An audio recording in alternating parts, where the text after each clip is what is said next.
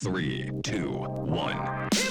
We recently completed a project for TMT, which is a 30-meter telescope. It's going to be one of the largest telescopes in the world. They approached us to create a packaging system for a very fragile piece of glass and electronics that go with it that need to get shipped all over the world. We worked collaboratively with them to design and prototype and test this packaging system that would ultimately reach their goals. And the challenge was both the fragility and the sensitivity of this particular packaging requirement. It takes 492 of these mirrors to make the telescope, and the surface, when they're all matched up, has to be within 4 nanometers. 1 nanometer is a billionth of a meter, so it has to be extremely perfect, and you can imagine 30 meters across within 4 nanometers of perfection to get the results that they're looking for. They're even saying like a little piece of dust, a tiny minute scratch is going to throw off everything. So working on something and knowing that all the testing we've done, that this thing could sit in the warehouse for a couple of years, maybe go through an earthquake, and once it's time to go to the telescope and be on there, it's going to fit